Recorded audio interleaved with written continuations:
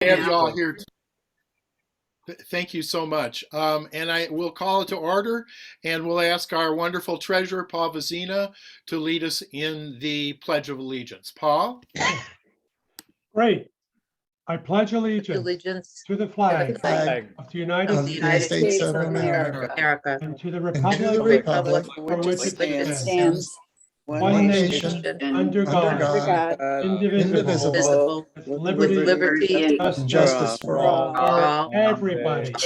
Someday. Everybody. Everybody, yes. Great.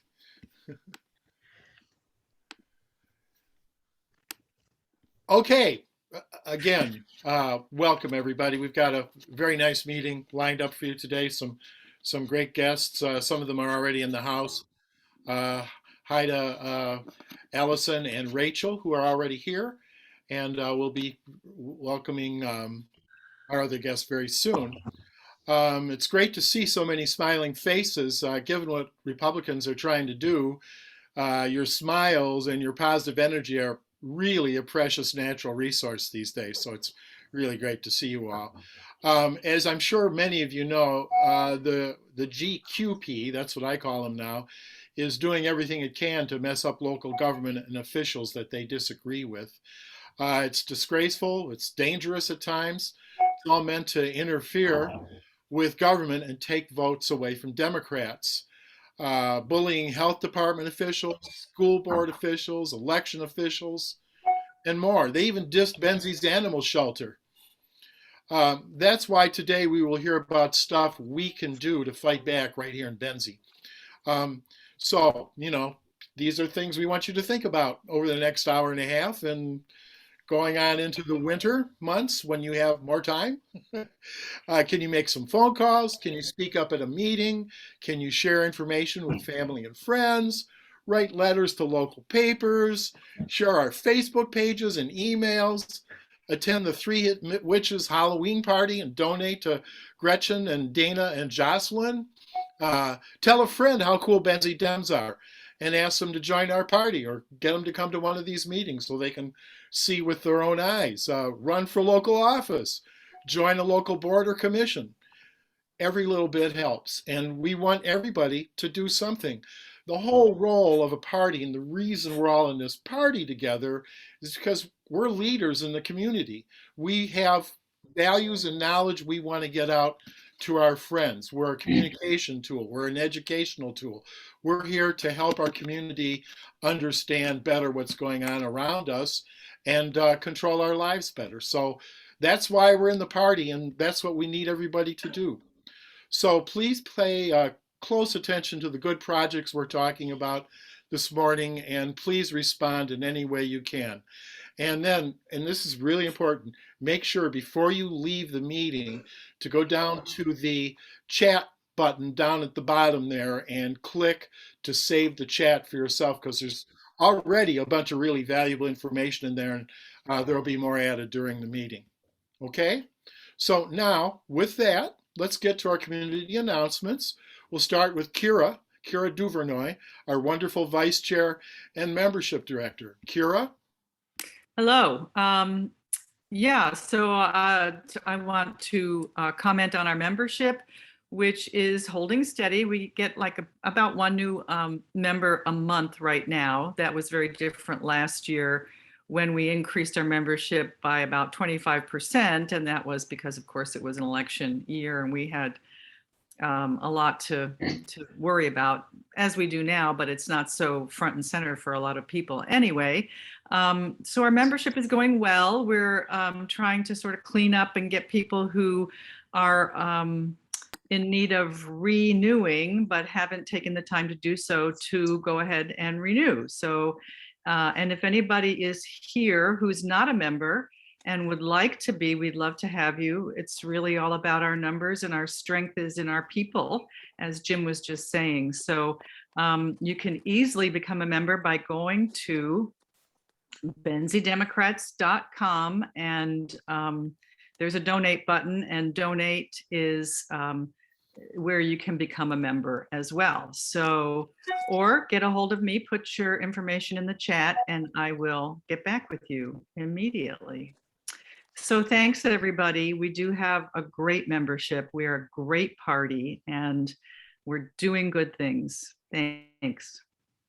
Kira, thank you very much. How many members do we have right now, Kira? 375, and that's without sort of cleaning up the situation, which I'll do at the end of the year. So Yeah. everybody renew so that we still have 375 at the end of the year. Yeah, that'll be good. Thanks so much. Yep. Thanks for all your great work, really. Okay, I'm going to tell you just a little bit about our Three Witches Halloween party. It's coming up soon. It's Friday after next. It's Friday, October 29th. It starts at 7 o'clock. It's via Zoom. We'll open the place up at 6:30 so everybody can come in and hang out and stuff before the program starts at 7. And we are putting together quite a program for you. We got some scary Halloween videos. Found another one yesterday I'd forgotten about that Mike Ross came up with. That's really a lot of fun. We've got a variety of versions of Season of the Witch. What's really cool is we have Dana Nessel, who's going to Zoom with us. And we have Jocelyn Benson, who's going to Zoom with us. We'll get a prepared video from Governor Whitmer. And we're just going to have a good time, okay? There's a pumpkin carving contest. There's a witch hat making contest. If you register now or soon for the party, we'll bring you a Halloween trick-or-treat bag full of all kinds of goodies. We stuffed them just yesterday over at headquarters, and we'd love to bring one to your door just for you. So please join us on October 29th, a Friday evening at 7 p.m. Please RSVP by going to our website, BenzieDemocrats.com. You'll see a little plug for the party right there on the homepage. Click on that and you'll be able to register for the party through Zoom and also make a donation. And your donation will be split automatically between Dana and Jocelyn and Gretchen. We really want a big turnout for this. We want to show our three wonderful Michigan witches how great they are and how much we want to help them win again and how important it is for them to win again. So please, please, please, we hope to see you there. Okay? And we are going to be honoring Bruce Ogilvie. Thank you. This would be the year that we would ordinarily be having an honoree dinner. And because of circumstances, we are not, but he has risen through the ranks, done incredibly good things for our party and the community at large, much of which you guys may not even know. He's a silent server. So he will be being honored, and come and see him get honored and make the biggest donation you can afford at this time. We need to get these ladies in. Again. Thank you. Thank you, Mary Roebling. You are welcome, Jim. Okay. Next up here, we'll hear from Chris Kitzman about the county reapportionment that just concluded. Chris? Okay, I forgot to look at the agenda, so hi. We just wrapped up, we meaning Jim and his 4 Republican compatriots on Wednesday night. They have approved a final look at reapportionment really of the county districts. It will remain 7 county commissioner districts because of population increases in a few of the townships, 7 townships, not counties. They had to do a little tweaking of the shapes. Benzonia Township had to give away a little corner of itself down there by Love Road and shift that over into the homestead section. We don't think that's going to be a partisan issue. We looked at it pretty closely and think it may even be beneficial for Benzonia Township, which is leaning very hard to Democratic. I think it was 51-49 for the presidential election the last time around. So essentially, there aren't a lot of changes. For those of you who are real familiar with the townships, the other change was Inland and Colfax. Maybe that isn't a change, Jim. Connected. Be that as it may, that the stuff needs to be approved now at the state level. There are still opportunities for people to weigh in and disagree with that. I don't expect that to happen in our county, but there is a little window there where those have to be approved. In any case, I think that the process was well done. I would like to see in the future, and I made a public comment at the meeting, that rather than starting with what is next time and just tweaking it to balance population and compactness and all that kind of stuff, I would love to see the apportionment committee really look at what should be and base that more so on trends in the next decade, voting trends. Once all of the criteria were met, the eighth and final criteria is making sure that there isn't partisanship that disavows certain voters. And while there may be some strong townships that go one way or the other to a party, and some are split and some are a toss-up, we just need to take a little more close look at that. And we now have some standard measurement tools to do that. So I suggested that those should be applied. I think Michigan's learned a lot from the redistricting group statewide, and some of that can come to the county level. So Jim, did I miss anything? No, that was great, Chris. And Chris showed up pretty much every single one of the reapportionment meetings to make a trenchant comment. And I really appreciated having her there with 4 other Republicans in the room. I mean, I just didn't know it was going to happen. So I'm glad she was there. Thank you very much for being a report. Okay, next on the list here is the Bergman billboard. We talked about this last time. I've been unable to make any progress on that. I just wanted to let you know. Haven't gotten the response I was hoping for from the activist group that organized that. I think part of it is that they are now waiting to see what happens with the redistricting, because it might not make sense to put a Bergman sign in Benzie in another 6 weeks when that's all done. He might not be might not be in that district anymore. So we're going to wait on that and see how that all settles out, and then try to move on it again, just so you know. Next up, Mary Roebling, would you please tell us a little bit about the League of Conservation Voters? I think they're trying to make contact with one of us. Yes, some of us. They would love to. League of Conservation Voters, for those of you who don't know, is a terrific organization. It's a national organization. Michigan has a very, very dynamic chapter, and that some years ago I helped in different ways. Now, Natalie Hayes is who you all may remember. She worked with us on the Biden campaign. She worked with Manistee and Benzie, and she is volunteering as the vice chair for Grand Traverse. And she's getting a little law degree in the process. So she's a really dynamic, interesting person. She is the regional coordinator for advocacy and outreach.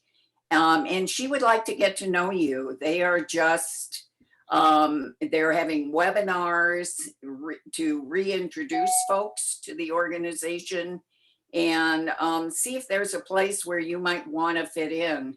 They do advocacy, unlike other groups who have to, they only do advocacy or they only work on campaigns. These guys have worked it out so that they do both. So they're advocating all the time and bringing up beautiful issues that people need to know about in a way, I think, that they educate in a tone that many people can come to understand what it is that we are fighting for. They aren't strident or shrill, which we are all so scared. A lot of times we get strident and shrill and then nobody can hear us. So I think they're a group that you guys might want to be involved with. I put all that information in the chat and Natalie's number. And I terrified her and told her I was going to do this announcement and that her number would be made public and that you all would be calling her. Great, Mary. Thank So you. give her a shot. She's really great. Yeah, thanks a lot. Sure. We really Could want. I, could I just, We really want Benzie Democrats to be on our local boards and nonprofits. That's how we get our values out into the community, and in terms of this organization, get them reinforced right back at us. So please think about doing that. could I add one thing about the League of Conservation Voters? Sure, Jane. Sure. Every year they are often enough anyway, they publicize the conservation voting record of all the legislators. And that's very useful information for all of us. So I just really think it's a great organization to support. Thanks, Jane. Thanks for chiming in, Jane. We really appreciate that. All right, next up here, there's a request from the Conservation District. Our good friend May called me to say, hey, they're already thinking about next spring's seed sale. And they always have it down at the park in Beulah. And it's always windy off the lake and it drives them crazy, blowing the seeds around and everything. So they're looking for a nice sized pole barn that they could use in the early spring for the seed sale. Ooh. They would need it for about 10 days to set it up and actually do the sale. So if you have a nice sized pole barn or know somebody who does, who could do this, loan it for a week and a half, please put your name and that message in the chat, and we'll go back and get back in touch with you, and maybe you can help out the seed sale in Benzie. How cool is that? Don't you think? And scooting right along on our conservation theme today, it's almost like it's spring or something. Barry, you've got something you want to tell us about. Go ahead. Okay, all the details are in the chat. I believe I got first in line in the chat this morning. A week from today, 8:45 in the morning, some volunteers are going to show up to the new pavilion right next to the Mills Community House in Benzonia, and we are going to plant trees. There are too many old, typically sugar maples and ashes and elms that aren't there anymore. And I know I've talked for years about trying to replace and replenish the trees. You know how important trees are. I was amazed that the National Geographic magazine just ran a piece on the value of trees in cities. Anyway, we're going to do a good thing. We're going to plant, I think, 20 trees. They're good size. The good news is the holes will be augured ahead of time. The labor will be pretty minimal. We could use volunteers. I'm going to wear my blue t-shirt that references the governor. Forgot, that clever. That woman from Michigan t-shirt. There you go. That woman. I support that woman from Michigan, or I stand with. It's not going to be t-shirt weather, so I don't know how well that's going to work out. But if we have some Benzie Dems there, by the way, Ed Hoogterp, our Democratic fine drain commissioner, was very instrumental in getting this worked out. And anyway, I know some of you already agreed to come. Just stop by, drink coffee, and watch us, throw dirt if you want. But otherwise, come and participate. A week Very from today, Yeah. 8:45 in the morning. What day and time again? I'm sorry. Saturday the 23rd, 1 week from today. It's a DTE energy thing, which I found interesting. I don't know the whole story, but I can imagine. Called Relief, RE-LEAF, Michigan. And where do they show up, Barry? Just next door to the Mills Community House in the new pavilion. Great. It's inches south of the Mills Community House. Okay. I'm going to ask you for a favor here. That thing you put in the chat, would you copy it and re-enter it now? The way chat works is when you enter the chat, when you enter the Zoom, the only chat you see is from the time you zoomed forward. So earlier chats, they won't see. So you put it in early and that screwed you. So put it in again. Story of my life. Okay. Yeah. I'll do that. Great. Okay. I wanted everybody to be aware that there are two thank you, Barry, very much, and hope to see some of you folks. Yeah. I want everybody to be aware that there are two issues on the November 3rd ballot here in Benzie County. One is in the Frankfurt, Alberta School District. There's a $13 million Frankfurt, Alberta bond renewal for expanding some of its buildings and making all of them more efficient. It's not an increase in a millage rate, it's a renewal. Okay, and that's once again for the Frankfurt, Alberta school bond. They're going to expand some buildings, maybe build a new one and make everything more efficient. The other one is for the Benzonia fire station and office move. They need to move the fire station from where it is kind of down the street and around the corner.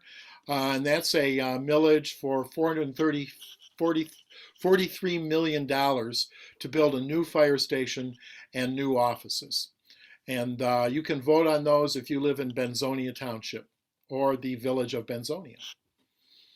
Okay, and I believe Deanne Lal is here, and she's up next to talk to us a little bit about what's going on with the township lookouts. Deanne, are you there? Uh-oh. I didn't look to see if she's here. I didn't see her come in. Well, for some reason she didn't make it.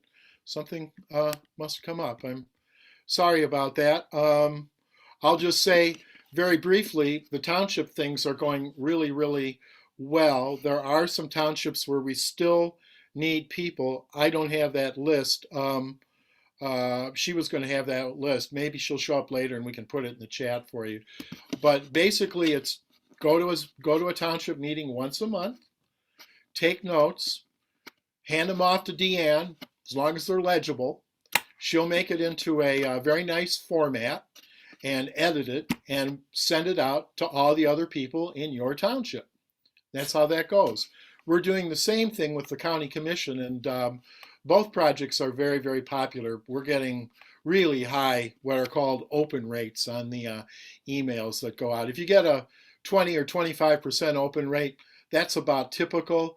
If you get 35 to 40, that's pretty darn good.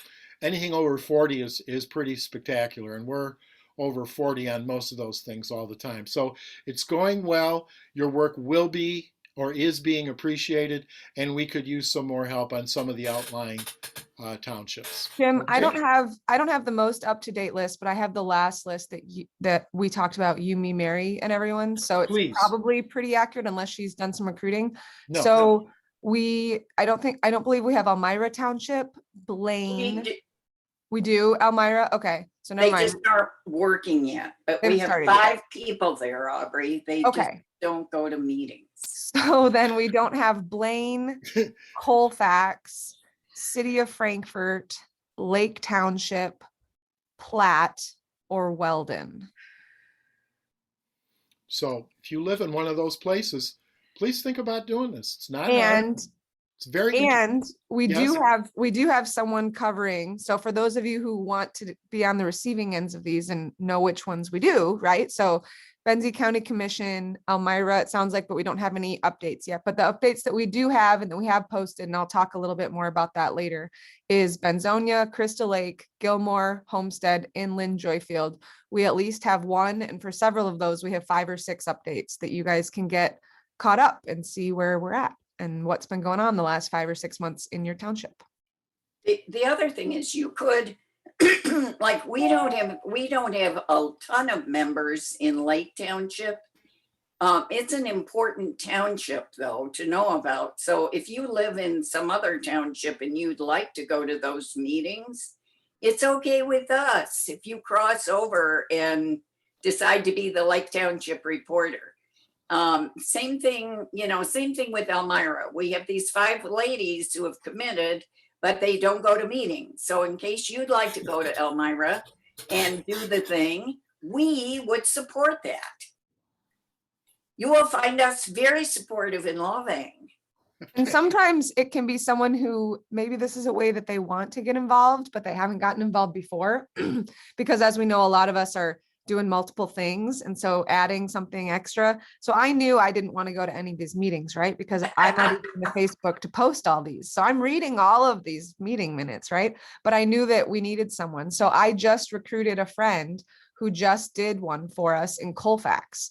And he's going to submit his report this week. And he found it very illuminating and interesting and exciting. He's never been to a Benzie Dems meeting before. He wants to get involved with the Benzie Dems, but he was like, I don't really know how government meetings even work. I haven't gone to a government meeting since I had to in high school for a credit. And I'm like, okay. And so he went and he took notes and he found it very illuminating, just how functioning and or dysfunctioning his township is. Yeah. So can be exciting.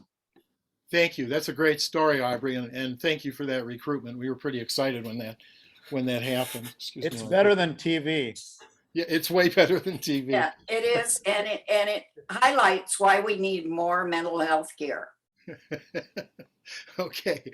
All right. So thank you very much Bill. for that colorful lookouts update from the both of you. That's great. Okay. Next up here, our final community report from Barb Skirdahl, who's been burning up the wires, watching what's going on at the county commission. And she's got an update for us on what's happened there, just in case you haven't read the updates that are going out or haven't heard or hear conflicting stories. The real skinny from Barb. Go ahead. Well, I just got to add something. Even if you don't want to be the official person who reports on a meeting, try to attend one once in a while. I started doing that with the Beulah Village meeting probably years ago. And it's not that I'm there often. It's just, it is very illuminating. So I would encourage that as well as the commission. Okay, now my official report.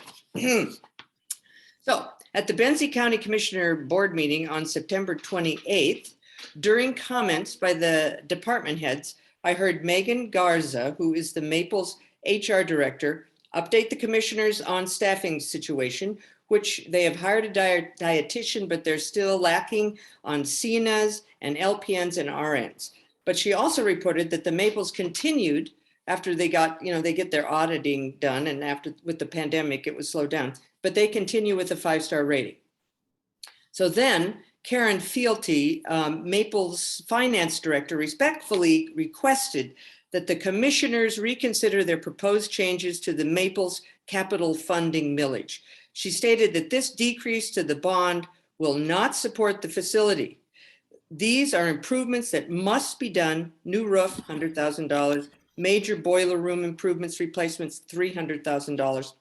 And that's just two things.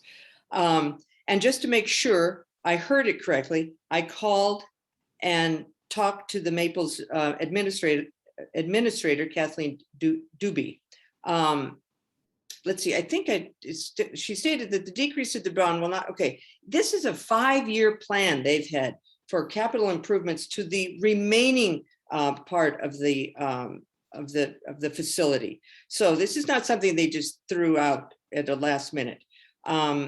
So then after the department head reports came the action items. So this is kind of their normal agenda. So even after the appeal of the Maples staff, the Benzie County Commissioners voted 6-0 with 1 absent, and he would have voted along with them, to decrease the Maples capital funding millage, which was 0.6363 mils, and bring that 20-year bond millage, which was approved in 2010, down to 0.4500 mils, with further decreases each succeeding year. I think we must ask, why would they do this? The commissioners will say to lower the taxes on the residents of Benzie County. Think about that. Moving on, the commissioners also voted unanimously on September 28th to defund the Benzie Leelanau District Health Department, and they cut the approximately $250,000 health department budget in half. They will then place the $125,000 cut, excuse me, into the contingency fund for the health department until they get answers. And that's a quote. New Commissioner Andy Miller was very vocal. It's like he's found his voice and wanted answers from Lisa Peacock on why the budget does not show line items, and he was upset that he didn't get his questions answered. Now remember, Lisa oversees 6 counties. This line of thought was reinforced by Rhonda Nye, who sits on the Benzie Leelanau District Health Department Board of Health. We got to look into that. My question is that the real reason? And why would they do this during a pandemic if they care so much about the people of Benzie County? Note, the Traverse City Record Eagle published a front page article about the defunding on September 30th. You can also find this article on the Benzie Leelanau Health the website. And it was interesting that only Rhonda Nye was mentioned in this article in the paper. That's my report. Barb, thank you very, very much for that. We are going to soon be starting our candidate recruitment, and I hope this motivates some people to run for county commission. We've got a very, very radical, extremist county commission. Felt to me like they were restraining themselves for a while, but with the change in the national atmosphere and Republicans everywhere deciding as a strategy to go crazy at the local level, it's becoming very, very important for us to pay even more attention to local elections. So you'll hear more from us about all that. But Barb, thank you for covering them and keeping us well informed. Great. Yes, we have to move right. We have to move right along here now, and we're going to get to our presenters. Yeah. Hey, Jim. Yes. Could I just first of all thank Barb, and then I hate to. I know you want to move on, but this is a really serious legal crisis as well as a political crisis. And I don't know if there's interest in the Benzie Dems or in the community, but we should be looking into legal action. I'm not sure. Counties are an arm of the state. There's a constitutional section that says that public health is paramount concern, the interest of public health to all other things. And it's a mandate, and legislatures, and I don't think county legislatures can pass laws that are contrary to that mandate. And I think we should look into it. This is a pattern across the state and the country, as we know, and we need to find ways to put an end to this. I couldn't agree more. So I'm interested in meeting and talking with people about it. I feel pretty strongly about it. So thanks. Yeah. Can I add something real quick to that?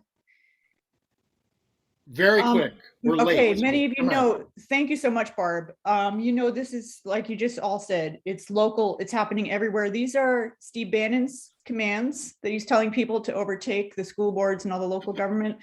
And I just read that it's also all this local shenanigans are being funded by the Koch brothers.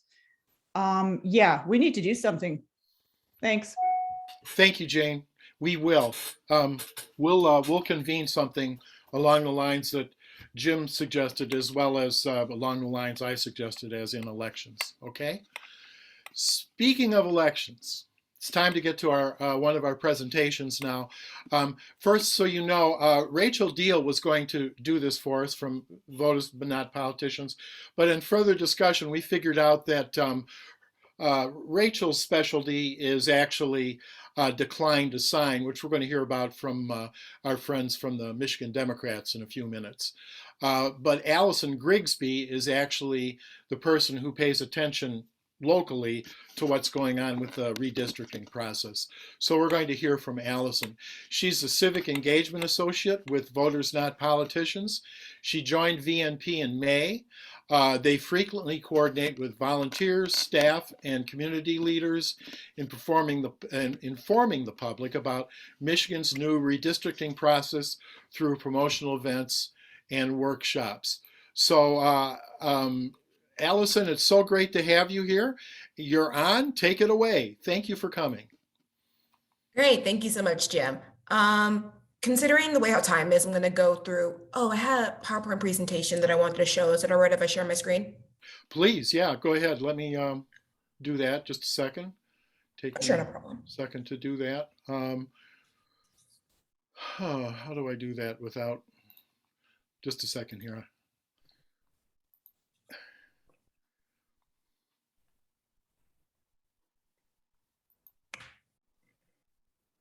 Okay, you're co-host now, so go ahead. Thank you. I'm sorry. No problem. Thank you so much.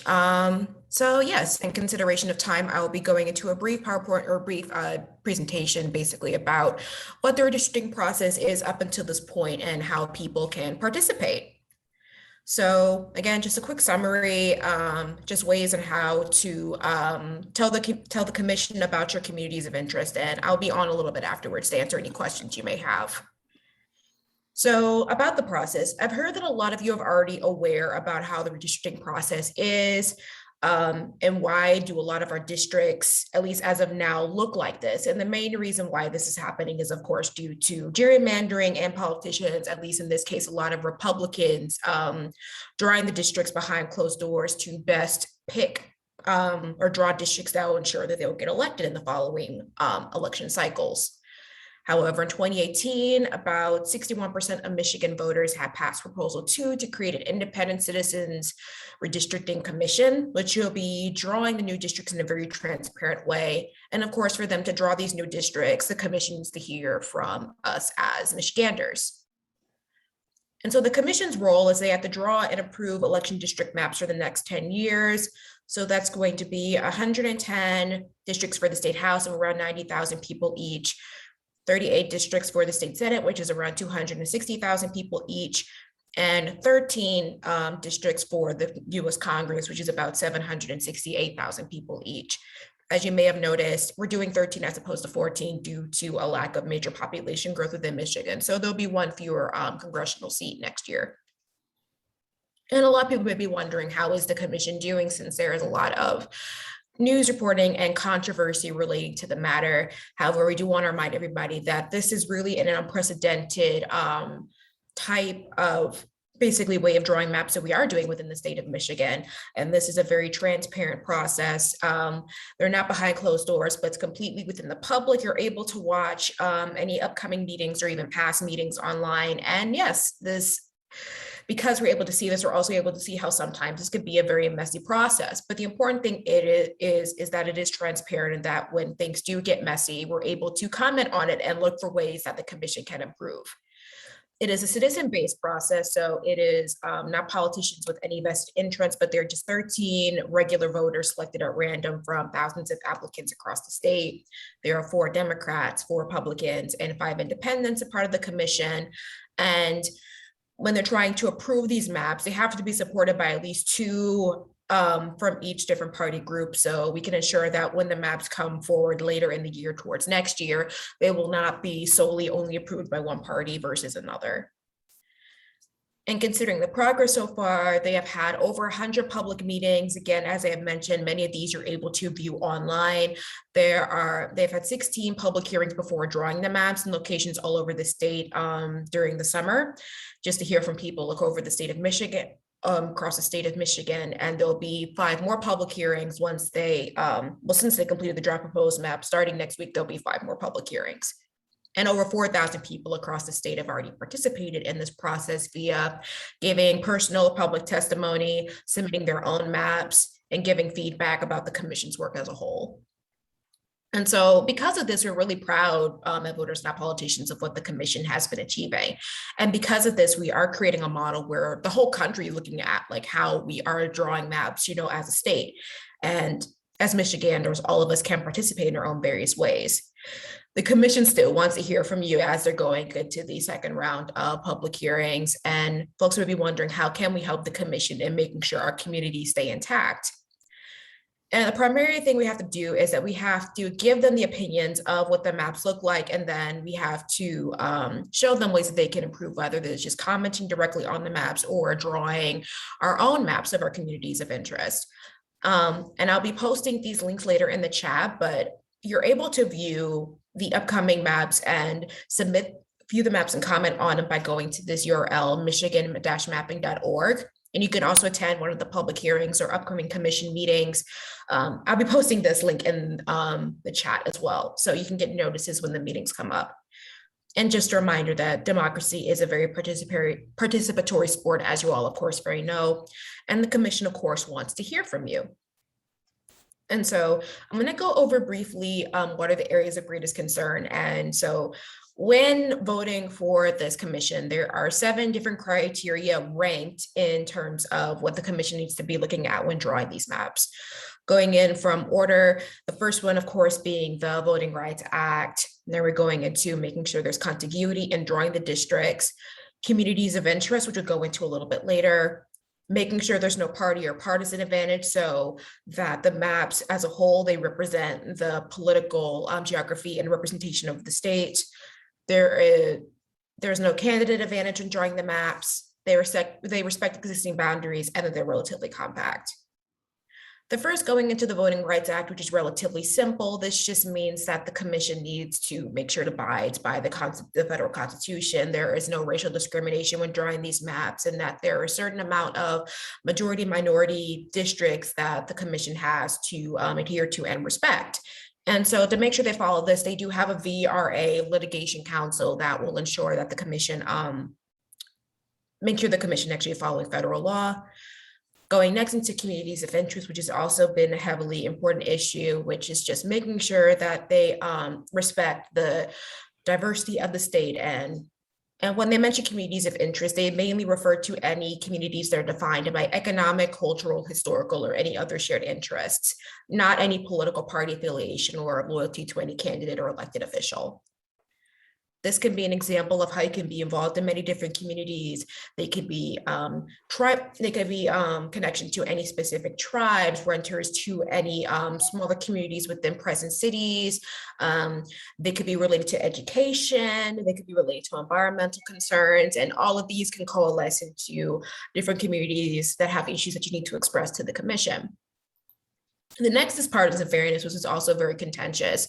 And so what they mean by partisan fairness, of course, as I mentioned, is that they have to respect the political alignments of the state and make sure that any political party has any specific advantage across the state. As you've seen in previous elections, Republicans have had, of course, a partisan advantage due to gerrymandering, and the commission is trying to fix that. And so recent voting data provides a baseline of what the whole partisan balance looked like. It's nearly even in Michigan between Republicans and Democrats because it is a swing state. However, it does lean more Democrats, about 53-47 Dems to Republicans. An important thing to notice is that states, or the maps in general, shouldn't produce any statewide outcomes that undercut this balance and make sure they reflect that.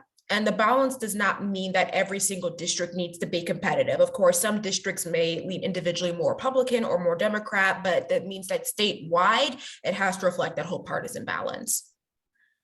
And so going into the proposed draft maps, the commission has voted already on 10 collaborative proposed draft maps for the public hearings. There are 3 state house, 3 state senate, and 4 congressional maps. I'll put this link in the chat as well, but this is where you can access and comment on the maps.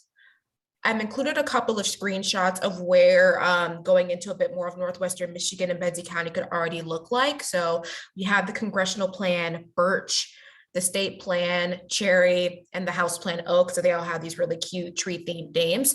And so what you're able to do is that you're able to go and view these later and see where your community lies in relation to the rest of the state. So if you realize you're in a community or you're in a district where you're with a city that you don't want to be in, or you want to be connected with this other state, not the other state, this other major city or major county, for example, then that's something you could talk about or comment on when speaking to the commission. So going into the timeline really quickly, right now we're approaching the second round of public hearings. As I mentioned, for next week, there are going to be 5 more public hearings after the maps are drafted, They're going to a period of 45 days for public comment. And then on December 30th, they will approve the maps, and these will go in effect until 2032. Here is the public hearing schedule. So the next one will be coming up on this Wednesday in Detroit, Michigan. And the closest one I've heard is obviously going to be the one in Gaylord, and many of you consider going to that one. And I'll be talking briefly about different ways that we can speak at these different commission hearings. And so you can go to mi.gov/MICRC for more information. I'll go briefly about how to give these written or public spoken comments. And what we in VMP often emphasize is this, handy tool of giving these spoken public comments. And it's focusing on the who, the where, the what, the why, and the how. And the who and the how focus specifically on the ask. What do you want the commission to do? The first is going to be the who, so introducing yourself, where you are in your community, and then stating what do you want the commission to do or your ask. The next is going to be the where is your community located. So with going specifically into Benzie County and Northwestern Michigan, you're going to want to provide some geographic context. So what landmarks, municipalities, neighborhoods, attractions are part of your community. Next is talking about what are the issues in your community. So whether they're environmental concerns, economic concerns, cultural or religious related concerns, and bringing those into the commission. How do these affect you and why these are important? So providing an example of how these issues affect your community, and then how the commission can help your community. So again, it's restating this ask. So whether it is drawing a district that keeps your community of interest intact, or making sure that there is an even split if your community of interest is rather large, or making sure you're grouping us with this COI or not with this other one. And so the different ways to give input, you have the option of creating or submitting your own maps to the community, submitting opinions or writing public comments about the proposed maps just in the portal in general, going to any public hearings. This can be either in person or virtual, or asking other community members to comment. And when you do this, you want to make sure that you use the same community name for all four. These are a couple of screenshots of what the public comment portal looks like. So that it is again at michigan-mapping.org. So they give a little bit of an introduction on redistricting.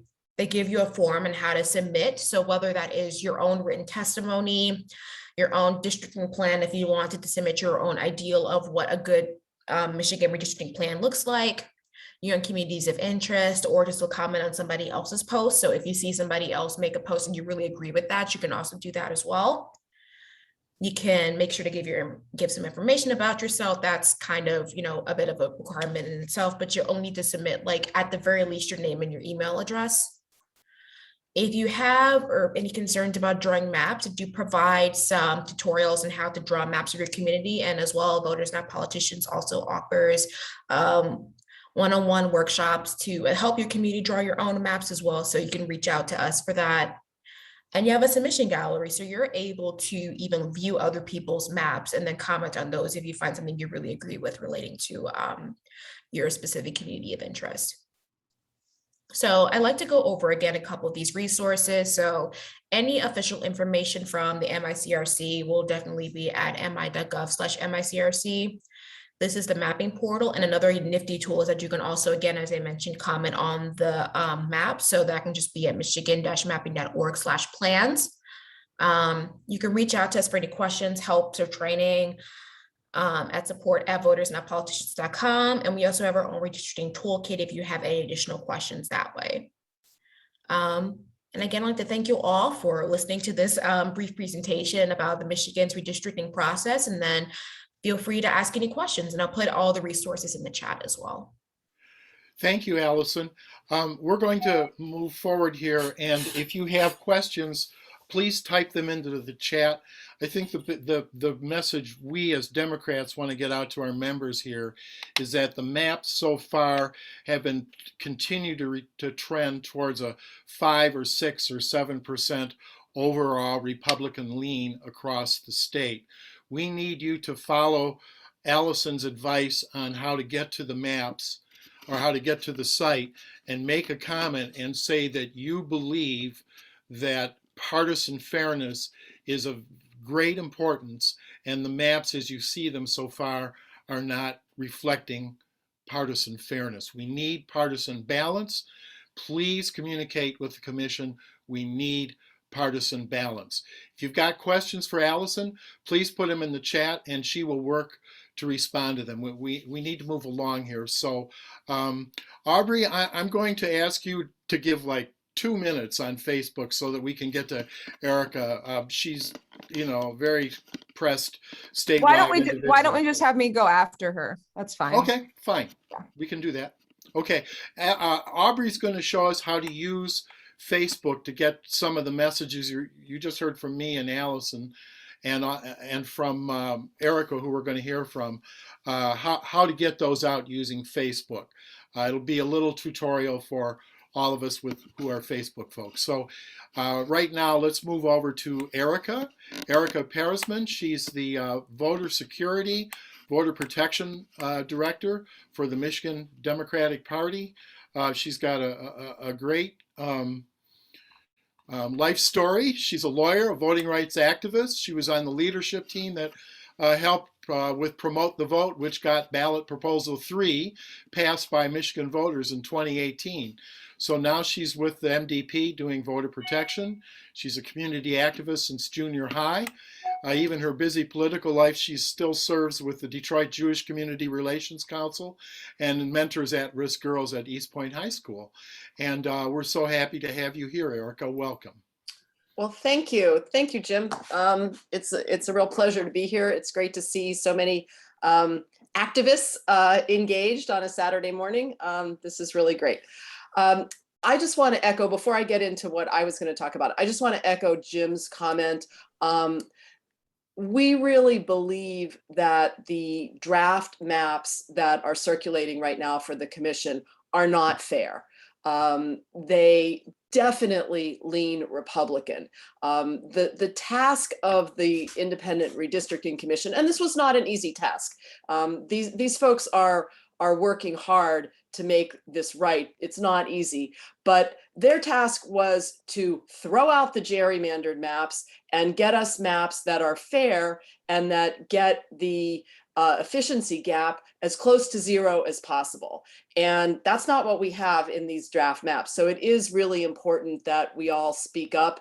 I want to mention that the party is doing a Zoom event tomorrow evening. You probably got notice of this. We're going to be talking about redistricting and voter suppression and talking about the party's view of the existing maps. So if you want to join us for that and get another perspective, it's very similar to the perspective that you just heard, but a little bit more detail about why the maps are not fair to Democrats and what we can do about it. So I'm going to talk about the other side of this, which is voter suppression.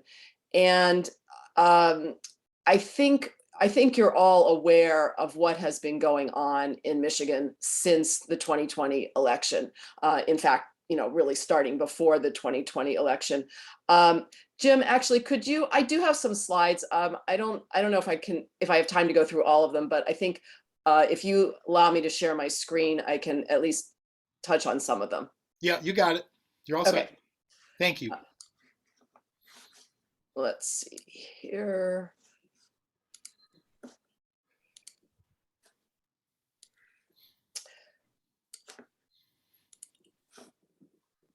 Okay, so there has been this really concerted strategy. So, we had massive turnout and Dem wins in 2020, and that just completely panicked the Republicans. And so they started on this strategy. First, tell voters that the election was stolen and talk about non-existent fraud at every opportunity. We've seen that happen. Repeat step 1 for 11 months and double down whenever you're presented with evidence that you're lying. Claim the need to pass laws to secure our elections because the voters that you lied to are now demanding these laws. Pass laws that suppress votes and subvert future elections, and take steps to prevent certification of future elections. We're seeing that play out. We have been seeing that play out for the past year. So some of the things that have been that they've been doing, all of those lawsuits seeking to overturn the election results, the so-called audits starting with Antrim County, the 39 bill suppression subversion package that was introduced this past March. There's been also a parade of suppression and subversion bills that have been introduced on the House side. Then this Secure My Vote petition drive, which I'm going to talk about later. We also have going on the Auditor General, which is controlled by the legislature. So the governor, the Secretary of State can't stop this. They are doing audits in various counties across the state, even though there have already been 250 audits. And even though there is an attorney general opinion out there saying that they are not allowed to audit local election units like counties and municipalities, they're out there doing that. And we also have this very pernicious attempt to replace mainstream Republicans on boards of canvassers with big lie believers. That is happening. And keep in mind that even though the governor has the ability to veto these really terrible bills that are making their way through the legislature, and she has already vetoed some of them, vetoed bills still serve a purpose, because all of this talk about the need to have these laws is furthering the big lie and creating doubt about election integrity. It's motivating the Republican base, it's propping up this petition drive, and it's driving their fundraising. So just because the governor has been able to veto these things, it's still very, very damaging to our democracy. And I put on the screen here just a few recent headlines. I don't know if you've all seen these, but the press is actually doing a pretty good job of reporting on these efforts, but they're out there. We have to figure out a way to combat them if we possibly can. I particularly point you to the one that says, "Who's at the door? It may be Trump loyalists hunting for Michigan ghost voters." They are actually out there knocking on people's doors, trying to figure out if there are voters who weren't eligible to vote. I don't know what exactly they're doing. I believe they're asking questions about voter eligibility. Of course, if somebody comes to your door asking questions about your voting history, of course you don't need to answer those questions. You can say, "I'm sorry, that's none of your business, please go away." But the concern is that not everybody may know that. People may be subject to intimidation just because they don't realize that they don't have to answer these questions. So this Secure My Vote petition, wanted to make you aware of what's happening with this. It is out on the streets now. They are collecting signatures now as of last weekend. It is a Republican-led drive to pass their anti-voter legislative agenda without a vote of the people and without it being subject to the governor's veto. There's a provision in the Michigan Constitution that allows this to happen. It's been there for a long time. It's only recently been used for such pernicious purposes. This is not about election security, despite the name. It's a deceptive name. This petition would make it harder to vote and harder for clerks to run our elections. And it is most certainly a continuation of the big lie that is both anti-voter and anti-democracy. It's really an attempt to change the rules because some people didn't like the results of the 2020 election. And this is exactly what the strategy was. Make people think that we need laws to protect the integrity of our elections by lying to them about what has happened. So the specifics about what the petition would do. It would require people to disclose partial social security numbers when registering to vote. I think we can all recognize that as an attempt, that would put people's personal information at risk of identity theft. It would most certainly make absentee voting harder and put information at risk because it prohibits election officials like our Secretary of State and our local clerks and our county clerks from making absentee ballot applications widely available. It has to be upon the request of the voter. And it would require registered absentee voters. So these are all, you have to be a registered voter in order to apply for an absentee ballot. It would require registered absentee voters to disclose their driver's license, personal ID, or partial social security numbers when applying for their ballots, which has the clerks very alarmed.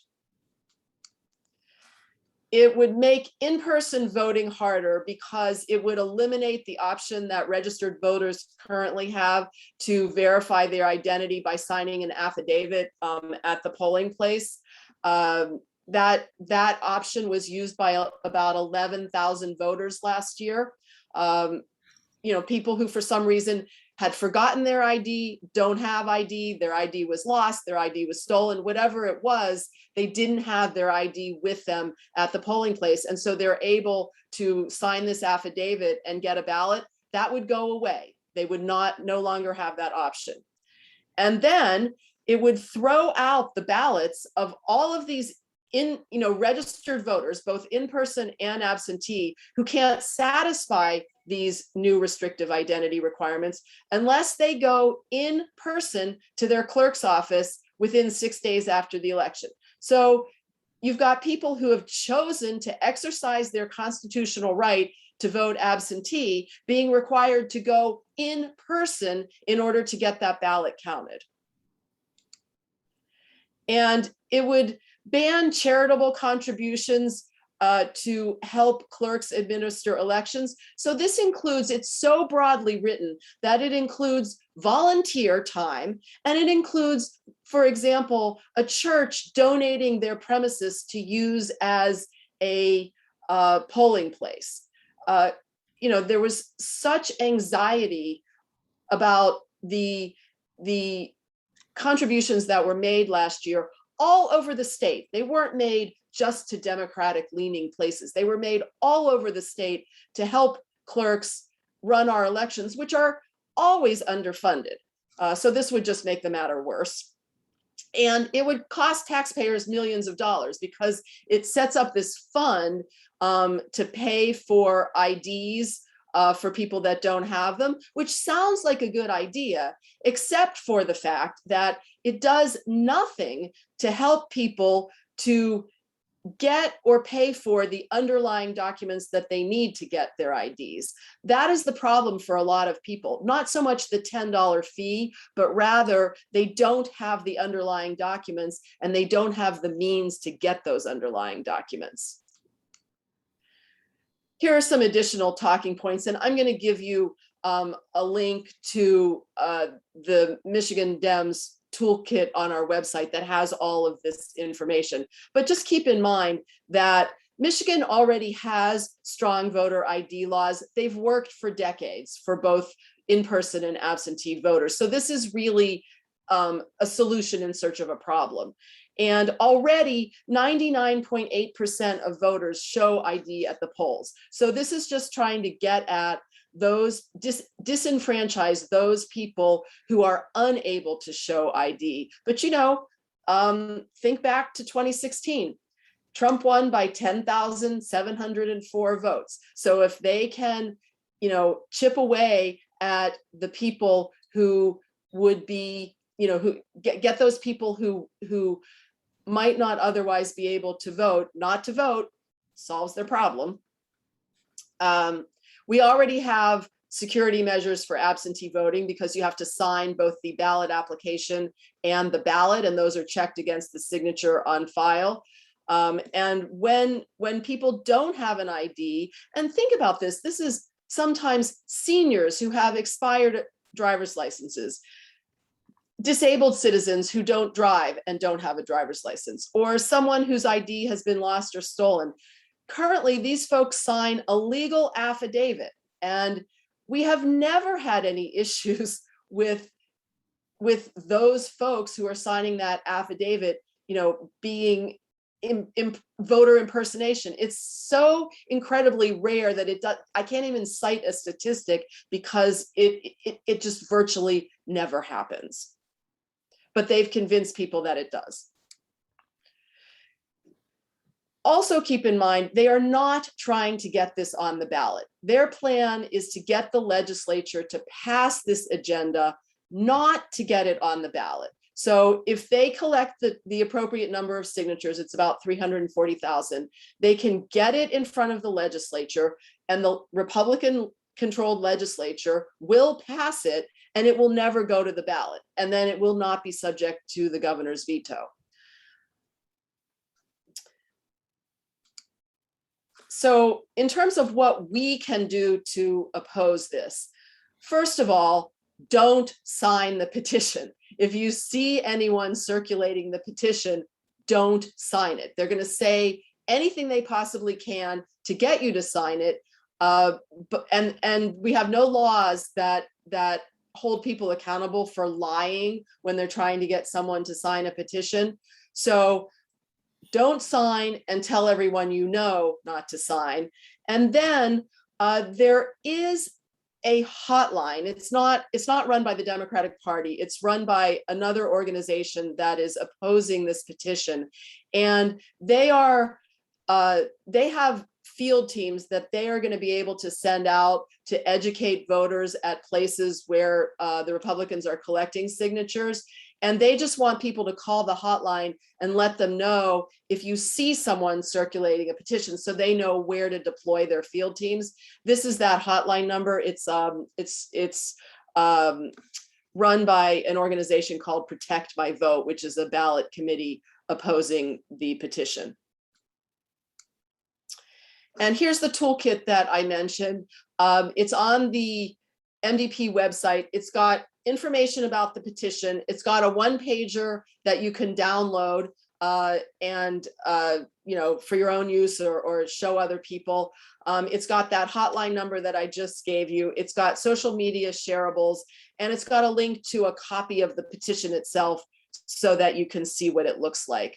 But to be clear, there aren't any good petitions, pro voter petitions out there that you might want to sign. Everything that's out there right now, it's either Unlock Michigan 2, which would, tie the hands of the health department with regard to COVID measures, and this one. The only petitions that we want you to sign right now are Governor Whitmer's nominating petition, and it looks very different from these, the Unlock 2 petition and the Secure My Vote petition. I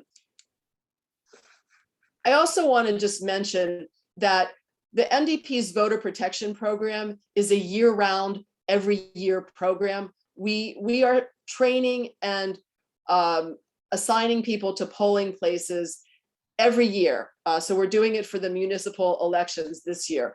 And why are we doing this? Because 2020 was just a rehearsal for them. They have vowed to be more aggressive about poll challenging going forward. And we are going to have our A team, and we are going to have a huge team so that we can make sure that we can protect people's ability to cast a ballot that counts. So our voter assistance hotline that you may have talked about last year, that's up and running now. We've got it for the municipal elections, 833 My Votes. And we are recruiting and training challengers for the November 2nd election. So if you are able to help with that, there's many ways you can help. You can do phone banking to help call past volunteers and sign them up. You can be a challenger in an absentee counting room or a polling place. And we provide all that training by Zoom, although that is an in-person activity on election day. And all of the sign up information is at michigandems.com/VoProVol. You can sign up there. And that is the end of my presentation. Sorry if I went a little quickly. I know you all have been on this meeting for a long time, so I appreciate your patience and your attention, and I am happy to answer questions. Erica, this is Mary Roebling, and I am, what about the drop boxes? So there's nothing in the petition that would alter anything about the drop boxes. Okay. Thank you. So there are bills, I think both Senate and House bills, but if that gets to the governor, she will veto them. Okay, thanks a lot. Yes, be thankful for small favors. Right. That's a. Erica, yes. I just want to interject a few things here. First, if you've got a smartphone or a cell phone with auto dial, make sure you put that number in there that Erica, I presume, is putting in the chat for not just the voter protection hotline, but for reporting petitioners. It's very, very important that Strike Force is all set to go. So please make a point of putting it in your chat. Or in your phone rather, from the chat. And the other thing is we are going to do some calling here in Benzie County to people that aren't at this meeting who might be Benzie Democrats or are friendly to Benzie Democrats. We need help to do that. It's real easy. You know, it's probably 10 or 15 calls for each person who does this. You can actually leave a message. You don't have to keep calling back. You can leave a message and explain to our fellow Democrats what Erica has just explained so well to us. So we do have time for more questions here. And I would also say that if you have a question for Alyson, we can do that as well. So please ask your questions. Thank you. Hey, Jim. Erica, hello. Yes, I'm here. Yeah, Erica, this is Jim Olson. I have a couple of questions. One is, are there any legal actions being contemplated? It seems like there's some equal protection problems here by imposing additional burdens on some class of voters and not others. And secondly, are there any counter petitions planned, or is that thought to be playing into, jumping into the fire and causing too much confusion and problems? So there are definitely there are things being planned for everything that you've mentioned. They're in different stages.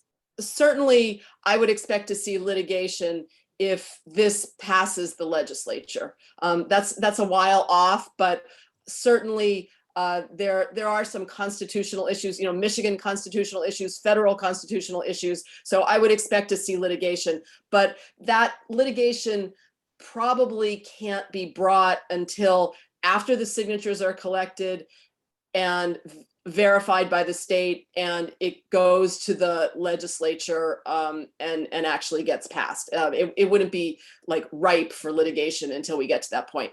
And in terms of a countermeasure, there's definitely thought being given to that.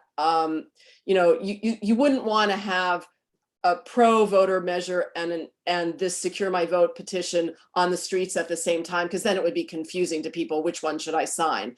But just as we did Proposal 3 in 2018, it may be necessary to do Proposal 3 2.0.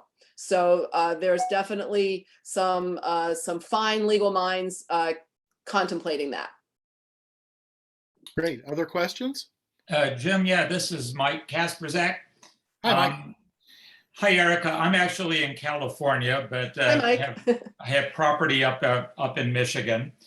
Are you using Outreach Circle as a peer-to-peer engagement tool? Or do you know about it?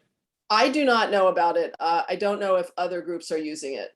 I would recommend this actually for the Benzie Dems as well. If you just Google Outreach Circle, it was actually developed by a friend of mine here, but it's a really dynamic peer-to-peer outreach circle that uses the power of your email contact lists. And it's very automated. And they're really only working now with sort of Democratic candidates and ballot measures and stuff around the country now. So highly suggested. I'd suggest that the organization take a look at it because it's really dynamic.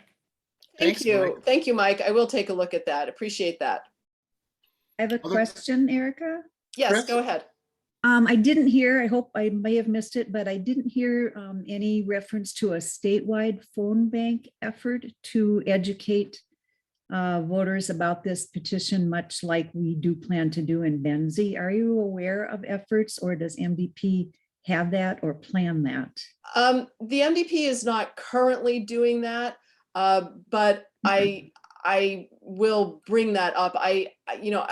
we're talking about a number of different efforts, and I think just as Benzie County is planning on doing a countywide effort, it would probably be done through the Project 83 organizers at the local level, because I think it's more effective sometimes for people to talk to folks in their own area. Right. Great, Erica, that's great to hear. And that clears up something for me. Our local person with Project 83 is quite sick right now, so we haven't been able to communicate. So we're going just with the county program, and we will assemble lists of 10 to 15 phone calls. We'd like everybody on this meeting to think about doing that. You call, if they're not there, you leave a message. You're not calling Republicans, you're calling Democrats who care, and sounding the alarm. It's like the midnight ride of Paul Revere, except it's in Benzie County and it's by phone, okay? So think about that. If you want to do it, put your name in the chat. Please do that. Please do it right now before you forget, and we will track you down, and we will get you a list, and we will get you going with a good, easy to read script. This is stuff we got to do. Thank you. Go ahead, Erica. Any more questions? For Erica, there was a or for question in the Ellen? chat about how many days they have to get their signatures. It's 180. Okay, great. More questions, anybody, for Erica or for Alyson? That 180 start already? Yes. And there was another question about where in northern Michigan might we expect to encounter these people peddling the petition. My understanding is that right now, and remember, they're in the early stages of collecting signatures. I think right now they're going to very friendly territory, like county Republican Party meetings, that sort of thing, kind of the inside lowest hanging fruit. So you may not see them at farmers markets and, any other sort of more public places right now, but that will probably change. It's kind of odd. We actually expected them to start this petition drive earlier, because who wants to be collecting signatures in the middle of a Michigan winter? I mean, it doesn't make any sense. So they're gonna have some difficulty with public places because it's starting to get to be more difficult weather.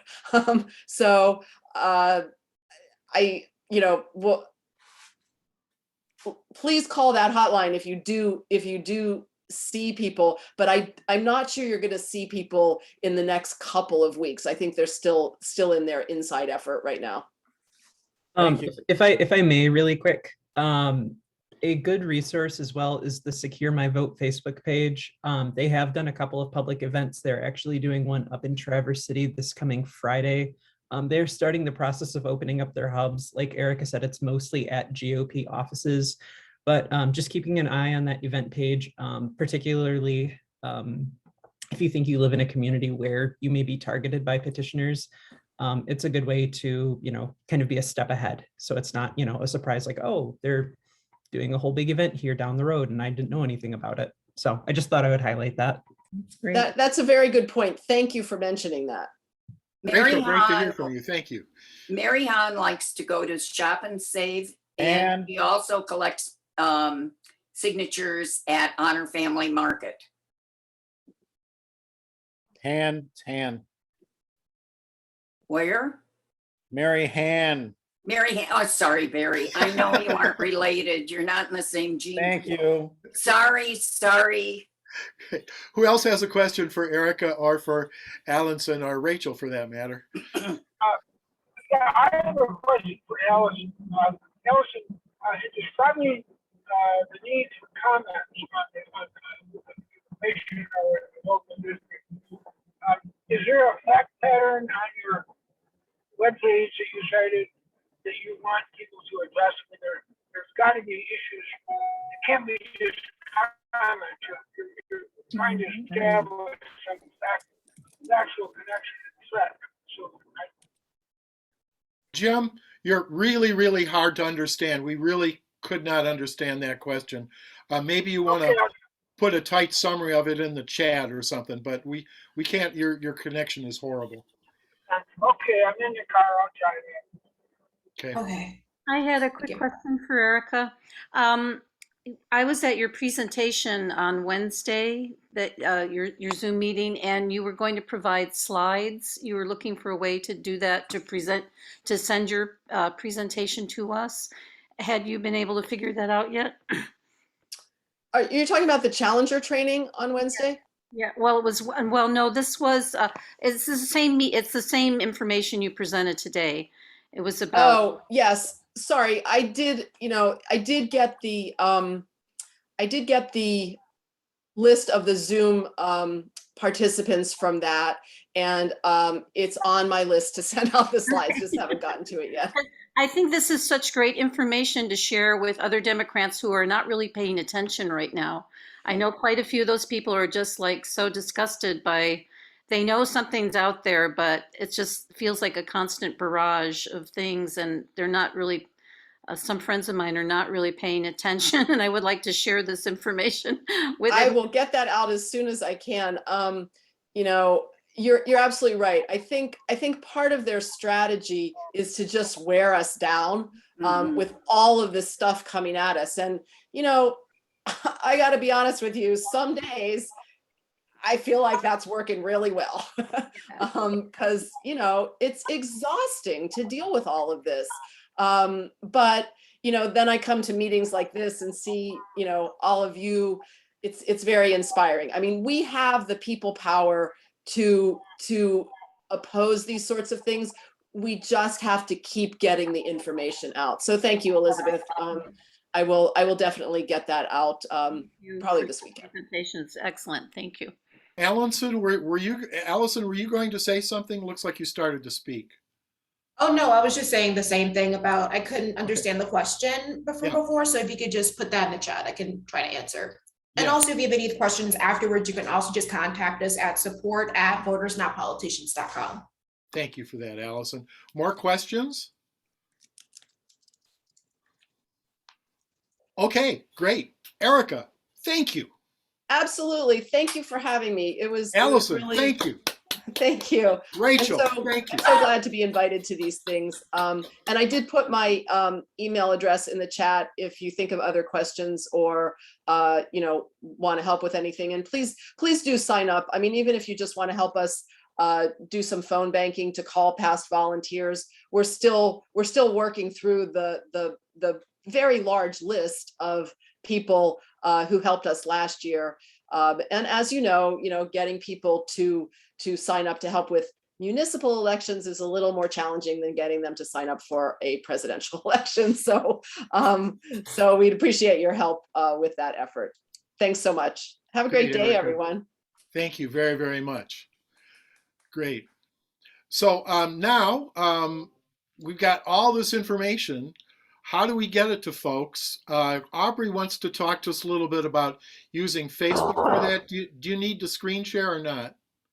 Yeah, I think that'd be helpful. Okay, great. There you go. Okay. This is where we bring home the bacon, folks. We've been looking at a lot of bacon today. We got to bring it home. This is how we do it, one way. So don't leave. Check this out. Okay, so you guys, I'm just going to run through this really quick. A lot of you have been through my tutorials before. Hopefully they help you. If you're on a computer, you can open up your own browser and click along with me, or you can just watch. But basically, I like to start at the beginning just for people who need that help. So if I'm signed in as me, I'm going to type in Benzie Democrats, right? If I do that, notice that there's two different things. There's this, which is the Benzie County discussion group. This is what you guys should join so that you can let other people know things. Like this happens where you guys will be doing something grassroots, like say that we didn't know about Barry Hahn's event coming up, tree planting. He could post that in here and let everyone know well ahead of sometimes it takes me a week to get something up online. It just does based on my schedule. So you should join this, the Benzie County Democrats discussion group. This is where you guys can post things. And there are people who post, like Jeffrey Sandman just posted something about who he endorses for the Frankfurt City Council, which is one of the things that is on the Frankfurt ballot. We talked about how there's the Frankfurt School Board and there's also the Benzonia Township Fire Department millage. The only other thing that I know of that I checked just recently on all the ballots in Benzie County is City Commission in Frankfurt. So he was able to post that 11 hours ago. So last night he posted it at about midnight, right? And people have already commented, like Mary Roebling was like, that's really helpful. I didn't know who was running and I didn't know, who to vote for. So this is a great resource for you guys to be able to post your own things and to have people interact with you. If you ever have a question, a lot of times this can be your first route, right? So this is the Benzie County Democrats discussion group. You have to join it. It's private. There's a few questions that we ask you, like, are you a Benzie registered voter? Do you live in Benzie County? Do you promise to abide by our rules? And as long as you, answer that you are going to abide by our rules, you're totally allowed in this group. The nice thing is that we made it private so that people, don't have to worry about it being shared and other people seeing your comments. If you don't mind if people see your comments, that's what you want to do on the Benzie County Democrat page. So the Benzie County Democrat page, only me and a few other people have access to it. So it looks like this. And you would not really be able, you can post, but it's not really going to be the same. So the one thing I need to do real quick is I need to change this right here. Okay, so this is our page. This is what it would look like to you. Okay. The very top post is just pinned, and you can look at that. But remember that we just need to make sure that you've liked the page here. So you would just click to like it. We currently have, let's see, 1,356 people who have liked this page. You can also invite your friends to like this page so that they can follow along. So the way that you do that is, you see these three dots, you click here, you click invite friends, and then you can go through and you can click on these people and then send them invites. It's really simple. And it's a great way for us to broaden our reach. So as far as sharing some of this content, so we were talking about this petition earlier, right? So I just posted this. Greta has been making these wonderful memes for us. That has a little bit of information in it. And then I just added that phone number that we got. So that's great to the post. So what you can do is you can come here and you can like it, right? So if you haven't liked it, like it. The reason is, again, the more that you interact with our page, the more that shows up in the timeline for your friends. So let's say that I'm friends with Barry Hahn on Facebook, okay? But let's say that Barry is friends with Jim and I'm not friends with Jim, okay? If I like it, Jim might never see it, right? But if I like it and then Barry likes it, it could potentially show up on Jim's feed and then Jim is more likely to see it. So the more people that we have, and Steve Thompson is our Facebook warrior, you guys. He likes every single post that I ever put up here. And so you know that Steve's people are seeing it, right? There are some of you who like will remember to do it when I have this little time during our chats and I'm able to remind you guys. But Steve Thompson, he likes every single post, and you know that Steve Thompson's people are seeing the Benzie Democrats because of it. So so you want to share, like it. Another thing that you can do is you can comment. So again, the more activity that we have on the page, the more likely that more people are going to see it, right? So I could write a comment like, wow, I really wish I had known about this earlier or something, right? It can be whatever you want to say in your comment, right? You can also share it. So you can share, if you click share, you can click share now or share to newsfeed. And then I can write like, wow, do my friends know about this? And then I can just click post and it'll post on my personal timeline, right? The other one I want to let you guys know about, some of you are in Facebook groups. Like, let's say that you're in a Facebook group with your family, okay? And you guys have your own, like Mary Roebling has like a Roebling family Facebook group, okay? She could share this in there. She could go share and then share to a group. And then she can choose which group she's in, where she wants to post it. So I could post this on the Benzie County Democrats discussion group because I'm in that group and it would post there. I have already taken liberty of posting this in like the Leelanau County Democrats have a group, Manistee County Democrats have a group, Mecosta County, there's a Traverse Indivisible group. So I'm in all those groups. And so I've already shared it a bunch of places, and that helps to get the word out. So sometimes there are things that we post about the Benzie Dems that are specific to our area. And sometimes there are things that are more Michigan wide. And those are things that you could be posting in those kinds of groups. And you might want to join some of those groups so that you get a different perspective as well. So I would say one of the biggest things is you can like and share this that we just posted. Also, I wanted to show you guys, I've been trying to keep up with a lot of the Benzie County stuff that's been happening at the commissioner level. So if there's been articles in the Record Patriot, or like Lisa Peacock just did an op-ed talking about how she's been threatened as the health department officer, we posted that. The biggest one right now that I want to show you guys is this event. So you can either get to it just by scrolling through and click on the event, or another way you can do this is you can go back to the top and you see how it says home, about, photos, or more. If I click on more and I click on events, that will show you all of the Benzie Dems events that we have. So right now I have a tree planting with Barry that I'm gonna post after this, now that I have that. But for now, we're gonna click on the Three Witches Halloween party. And you guys can read about it. You can get your link so that you can RSVP on Zoom. But the other thing is you can invite your friends to this. So you click up here, you click invite. It'll show you all your friends and you just go through and I'm like, okay, I think Maggie would like this. I think Sharon would like this. I think Peyton would like this. And I can send them an invite right here. It's really easy to invite people to events. So I'm going to do that. I'm going to send that to them. And there we go. So you should also RSVP if you haven't already for this, because it'll just give you updates. Like if I post, hey everyone, here's the winner of our drawing, it'll post in here. If you have questions about the event, you can click on discussion and you can ask your question in there. So we have this really set up. The last thing that I want to show you guys is about I have to go back to, there we go. The last thing I just want to show you guys is, we talked a little bit about those Benzie watchers. Is that what we're calling them? No, they're not the Benzie watchers, the Benzie lookouts, right? So with the lookouts, if I click on photos, okay, we have a whole album dedicated to this. So county township meeting write-ups. You click on that. And these are all the write-ups that we've done. So you can see that our first Benzie County Commissioner Board meeting was April 14th and 27th meeting. And if I click on that, then you can see right here, I have all of this text that Barb wrote about what happened during that meeting. I can comment, I can share, same as before. And if you want to, you can then just scroll and you can read the second update and you can get the one from May, you can read June, July meetings, August, September, and that's it. We have September right now. So we have these here these are the Benzie County. Let's say that I live in Joyfield Township. I could click on Joyfield and I could read it. So I recommend reading these anyway. I think they're really interesting. I think it's awesome that we have people doing this.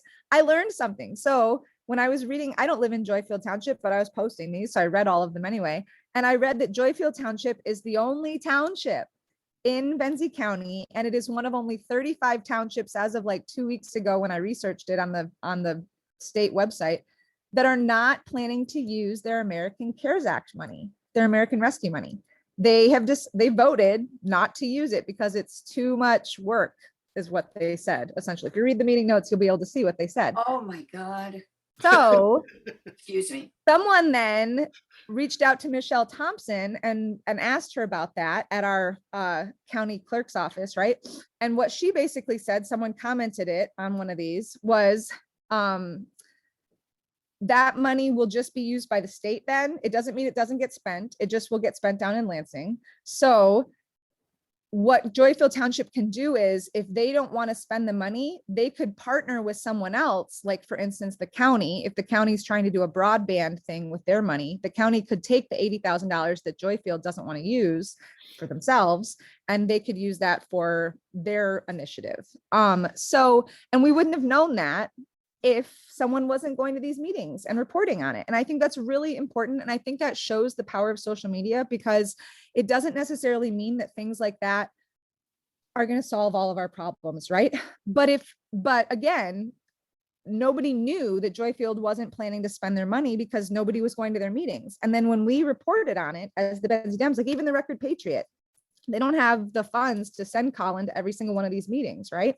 But because we posted about this, somebody reached out to Michelle Thompson at the county clerk's office, and she said, definitely, we should still use this money. We can find another way to use it. If Joyfield doesn't, the county can use it, right? The county can use it, or they can partner with, another neighboring township, and that neighboring township can use it.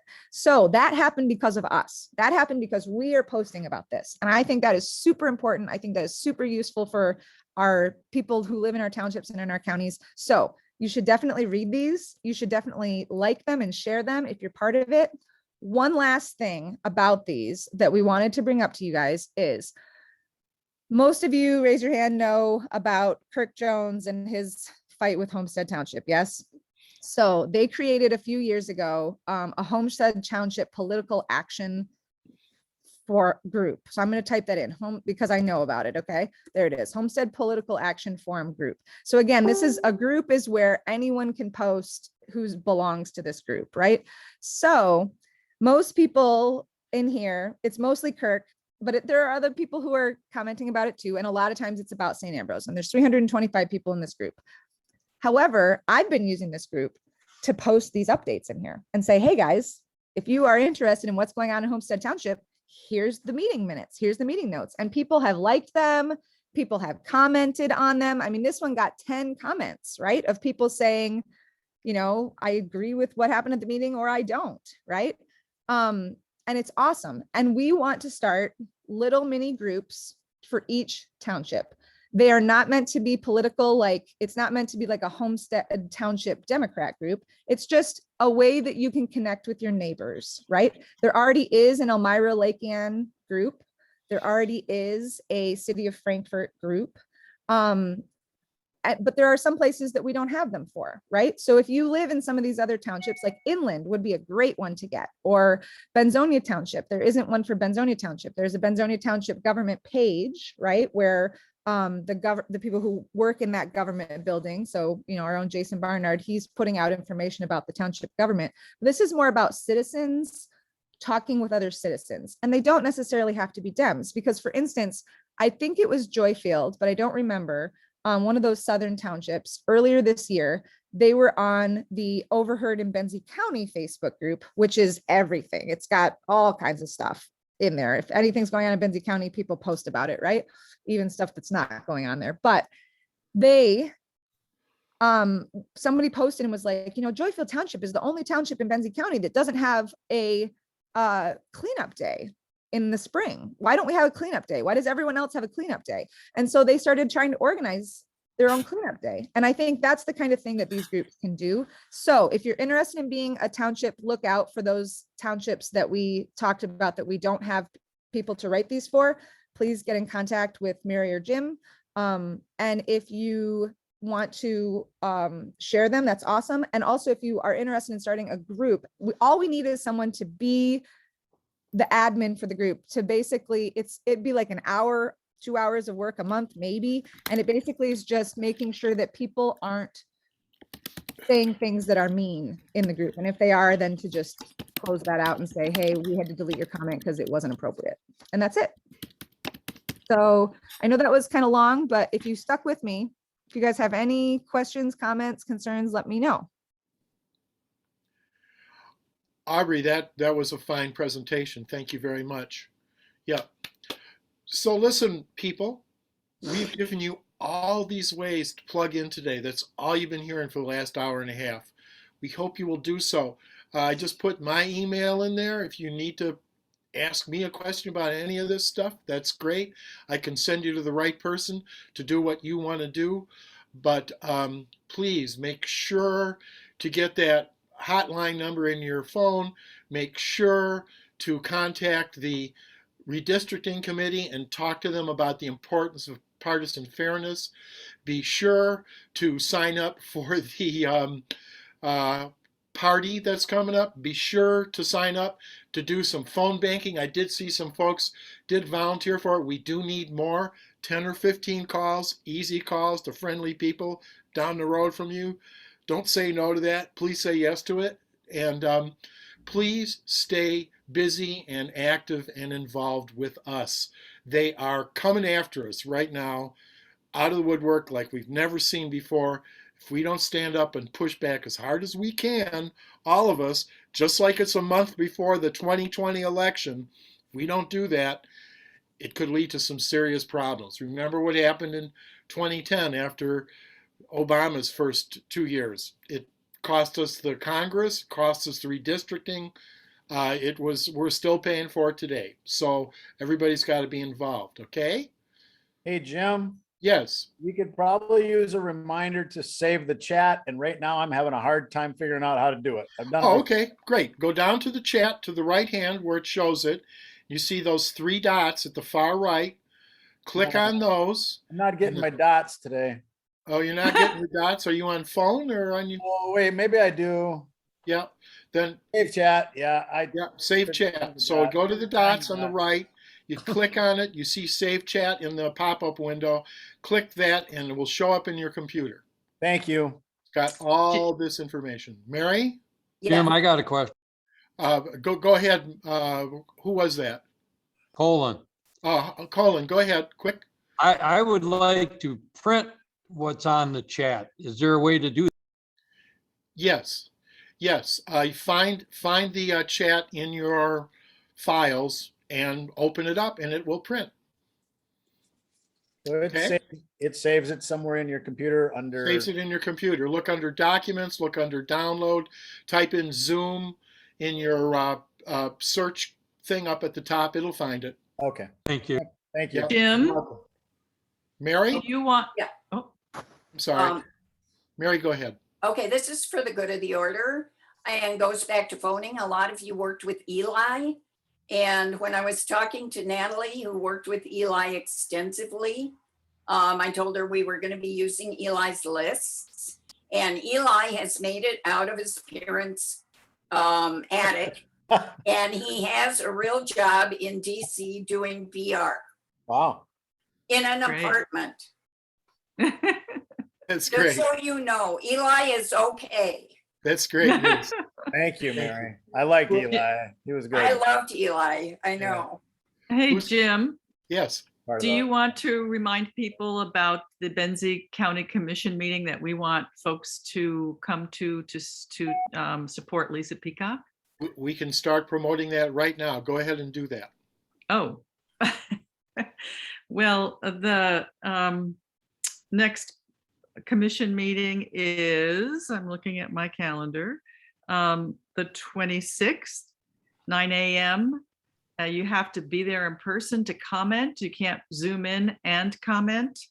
And we would like a lot of people to come and comment in favor of supporting and funding the health department. Monday, the 26th, what time? Tuesday. It's a Tuesday at 9 a.m.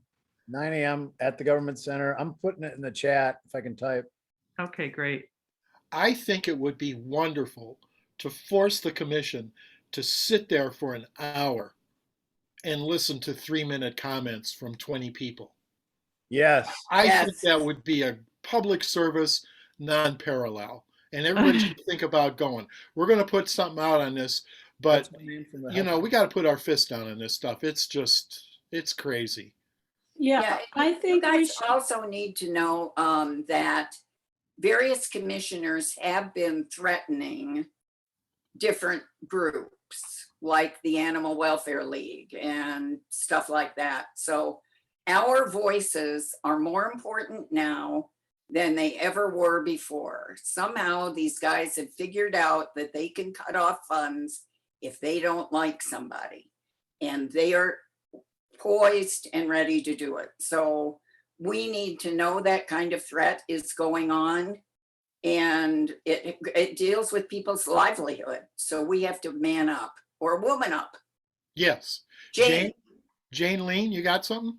You need to unmute. I thought Jane. I had, yeah. Would it not be helpful just to write a nonpartisan letter or email to the county commissioners individually, just as individuals, and also perhaps a letter of support to Lisa Peacock. I mean, she must be feeling pretty isolated. However, I spent a long time trying to find out.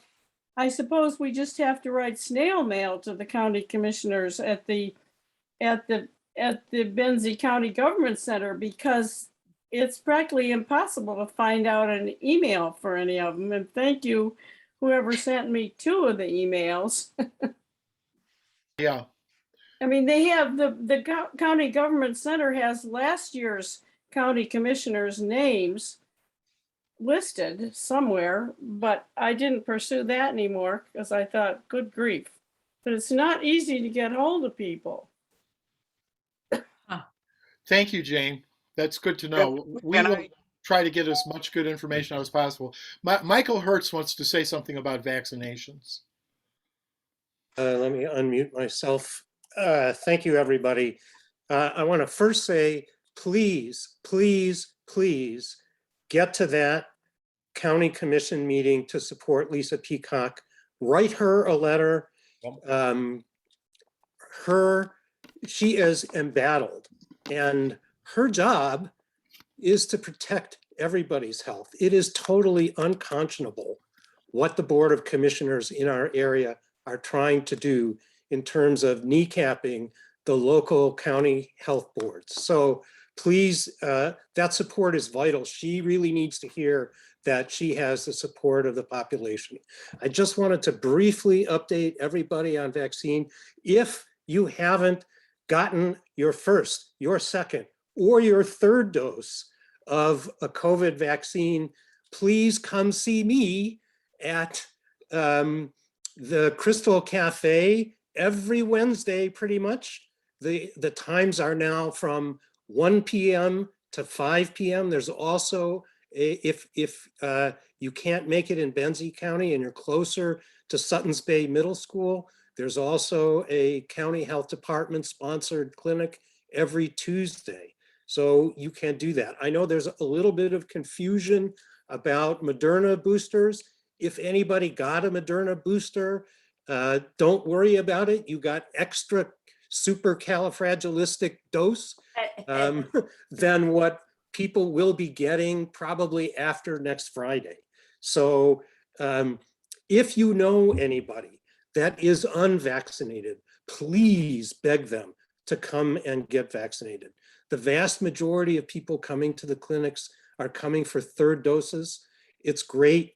We don't need it quite as much as we need to reduce the population of unvaccinated citizens amidst us. Thank you, Michael, very, very much. Okay, Steve, you got something to say there? Go ahead. Yes, I hope that whoever publicly attends this next Benzie County Commissioners meeting will also tell them how undemocratic it is to not allow people that don't want to attend public meetings until this pandemic is over. We on Zoom should be allowed to voice our opinions also. That is not right for us to not be able to voice our opinions unless we show up in person. Thank you. It's interesting. There's more to the story because Aubrey entered something about her experience with Frankfurt School Board, and they're going to fall back on this rule that they can't, if I understood that right, Aubrey. That it's not recommended. Not recommended, yeah. Yeah. A lot of boards are saying that because the meetings are now in person, even if there is the option to participate via Zoom, that violates the Open Meetings Act. I am not a constitutional Open Meetings Act lawyer. I do not know the legality. I just know that's what they will say because that's what we are saying as the Frankfurt School Board, because that's what we were told by the Michigan Association of School Boards. Thank you, Aubrey. What we should be aware of is that when they were discussing COVID and how to deal with it months and months and months ago, I was at a Board of Commissioners meeting, and my commissioner, Rhonda Nye, was really, really excited to get us off the list of emergency, whatever. And I couldn't really figure out why she was so eager to do that. But this may have been them playing the long game and wondering, get rid of the public input as soon as possible. I don't know. Okay, thank you. Any other different subjects anybody want to bring up before we get out of here? It's almost noon. We're Okay, great. wonderful. Be careful, right. Please sign up for the phone bank. Please make a comment about partisan fairness. Please come to the county commission meeting. It's time to stand up and be counted, folks. Thank you to Aubrey. Thank you to Erica. Thank you to Rachel. Thank you to Alyson. And thank you to our members, and thank you all for coming. And let's stay strong. Let's stay positive. Let's stay active. Thank you all. Have a great rest of the weekend. Okay. Thank you, Jim. Good meeting. Bye, everybody. Thanks, Jim. Bye. Keep wearing your masks. Right on. Yeah, 6 feet distance, except when you're snuggling. Can we bring And folding then chairs to that snuggle meeting? advisedly. And don't let anybody sneeze on you. Don't forget to use protection. Thank you, Mom. When you're 72, you get to say this stuff. Hi, Mary. Where'd she go? And she went. Bye, Got out everybody. of town. She left on a high note. Oh, God. Jim, I'm putting up some of this stuff from the meeting, but if there's anything specific from the meeting that you want me to post, just let me know. But I've put up some of the decline to sign stuff and Yeah. other stuff, redistricting stuff. I wish I would have said this earlier when there were more people here. You're doing a great job with Facebook. You are on fire with it right now. It's great. Thank you. Trying. Thanks. We notice. We notice. Bye, everybody. Bye, Aubrey. Have a good day.